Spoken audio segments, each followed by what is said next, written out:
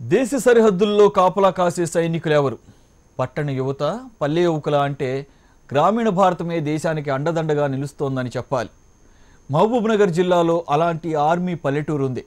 ఆ ఊరిలో ప్రతి 2 ఇళ్లలో ఒక యువకుడు భారత ఆర్మీ జవానే.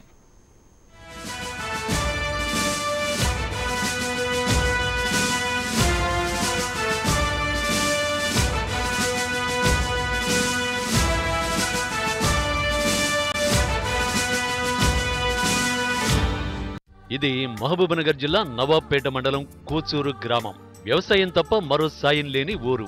పెద్దలంతా పొలం పనులు చేస్తుంటే యువకులు మాత్రం భారత సైన్యంలో జవానులుగా పనిచేస్తూ ఉంటారు. తల్లిదండ్రులు చిన్నప్పటి నుంచే పిల్లలకు ఆర్మీ గురించి నూరిపోస్తుంటే ఆ కథలు వింటూ పెరిగి పెద్దయిన వారు ఆర్మీలో చేరడానికి బువ్విళ్ళూరుతూ ఉంటారు. అందుకనే ఈ చిన్న గ్రామంలోనే 54 మంది ఆర్మీలో పనిచేస్తుంటే మరో 6 ఎక్స్ ఆర్మీ.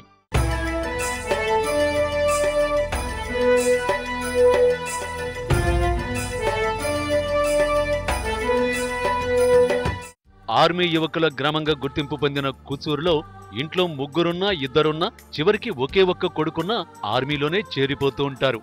ఈమె పేరు జయమ్మ. 3 కుమార్తెలు, 1 కొడుకు. అయినా సరే కొడుకును ఆర్మీలో చేరేందుకు అంగీకరించింది. మంచిగా అనిపిస్తుంది. అక్కడ పోయి ఇక్కడ వచ్చినందుకు పోయినంతసేపు జర బాధ అనిపిస్తుంది. ఉన్నంతసేపు ఇక ఎప్పుడు రోజు మాట్లాడుతూనే ఉంటా.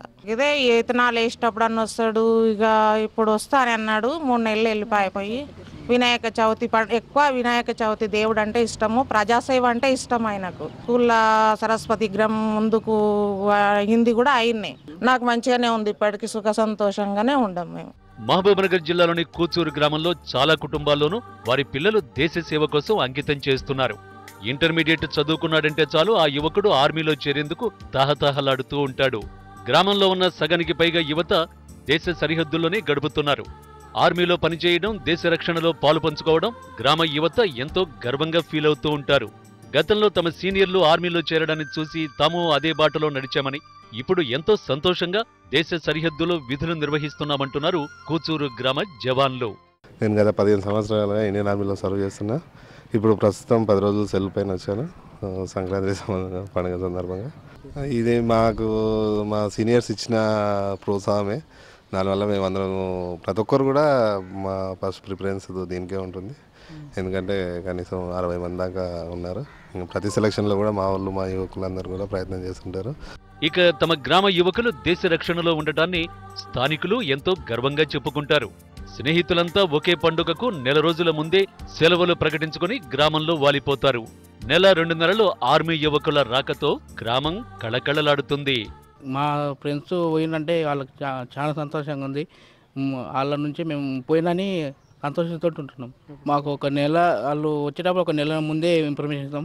ఈ డేట్కి వస్తున్నాం రా అంటే సరే ఓకే, అది సంతోషంగానే ఉంటుంది.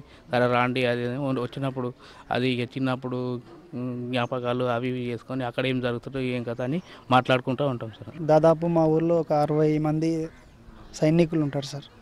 వాళ్ళు పండగ సెలవులకు వచ్చినప్పుడు ఊరంతా కలకలలాడుతూ ఫ్రెండ్స్ సంతోషంతో గడిపి వెళ్తారు సార్.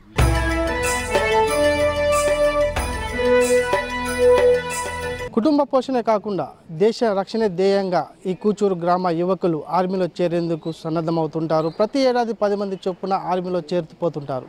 అయితే దేశ రక్షణ ధ్యేయ కోసమే ఈ ఆర్మీలో అత్యధికంగా ఈ కూచూరు గ్రామ యువకులు ముందుకు సాగుతూ ఉన్నారు.